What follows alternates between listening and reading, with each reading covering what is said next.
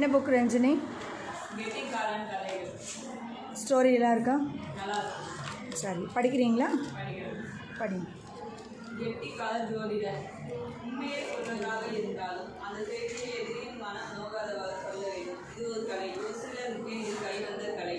மற்றவர்கள் சற்று நேரம் எடுத்துக்கொண்டால் இது கலையை பயிற்சி பெற வேண்டும், தேர்ச்சி பெற வேண்டும். அதுவே அவர்களுக்கும் நல்லது, மற்றவர்களுக்கும் நல்லது.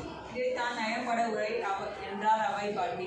அரசன் ஒருவன் ஒரு நாள் இரவு மிக பயங்கரமான கனவு கண்டான். அவன் பற்கள் எல்லாம் விழுந்து கண் பார்வை குறைந்து விடுவது போல ஒரு கனவு. காலையில் விழித்து எழுந்தான் மன்னன். மீண்டும் மீண்டும் அந்த கனவு ஞாபகமே வந்து அவன் மனதில் அச்சத்தை ஊட்டியது. அவனது அரண்மனையில் ஆஸ்தான ஜோதிடர் ஒருவர் இருந்தார். வருங்காலத்தை சரியாக கணக்கிட்டு சொல்லக்கூடியவர். அவர்கள் கனவுகளுக்கு பலன் சொல்லுவார். அவரை அழைத்து விளக்கம் கேட்க விரும்பினான் அரசன். ஜோதிடரும் வந்தார்.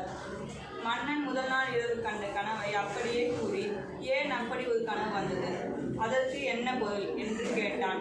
ஜோதிடர் சொன்னார், மன்னா, இந்த கனவுக்கு பலன் நீங்கள் இறப்பதற்கு முன்பே உங்கள் பிள்ளைகளும் உறவினர்களும் இறந்து விடுவார்கள் என்பதுதான்.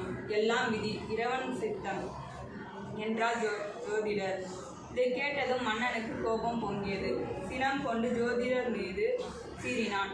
அவசகுணமாக பேசுகிறாயே, உனக்கு ஜோதிடனை சரியாக பார்க்க தெரியவில்லை என்று கோபத்துடன் கூறி அந்த ஜோதிடனை சிறையில் அடைக்கும்படி ஆணையிட்டான். நாட்டின் வேறு நல்ல ஜோதிடர் இருந்தால் அழைத்து வரும்படி அமைச்சரிடம் கூறினான். மறுநாள் வேறொரு ஜோதிடன் அரசனிடம் வந்தான். மன்னன் அவனிடம் தன் கண்ட கனவை கூறி விளக்கம் கேட்டான். புதிய ஜோதிடர் சொன்னான், மன்னா, தாங்கள் கண்ட கனவு மிகவும் அற்புதமான கனவு. அந்த இறைவனை தங்களுக்கு நேரில் வந்து ஆசை கூறியது போல் உள்ளது இந்த கனவு. அதாவது உங்கள் பிள்ளைகளில் உங்களுக்கு எந்த பதாகமும் இல்லை, பாதகமும் இல்லை. உங்கள் பிள்ளைகள் உறவினர்களை விட நீங்கள் அதிகம் காலம் உயிரோடு வாழ்வீர்கள். இதைத்தான் இந்த கனவு உணர்த்துகிறது என்றான் புதிய ஜோதிடன். இந்த பதிலை கேட்ட மன்னன் மிகவும் மகிழ்ந்தான். அந்த புதிய ஜோதிடனுக்கு ஏராளமான பரிசுகள் கொடுத்து தமது அரண்மனையில் ஆசன ஜோதிடனாகவும் அமர்த்தி கொண்டான். உண்மையில் பார்த்தால் 2 ஜோதிடர்கள் கூறிய பதிலும் ஒன்றுதான். 4 3 7 என்றாலும் 3 4 7 என்றாலும் விடை ஒன்றுதான். ஆனால் சொல்லும் முறைதான் வேறல்லவா?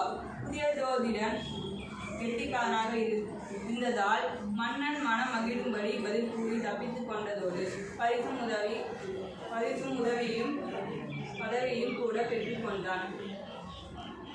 நல்லா இருந்ததா ஸ்டோரி? என்ன மாரல் சொல்லியிருக்காங்க? நயம்பட உரை. என்னது அப்படின்னா, நம்ம சொல்கிற பதில்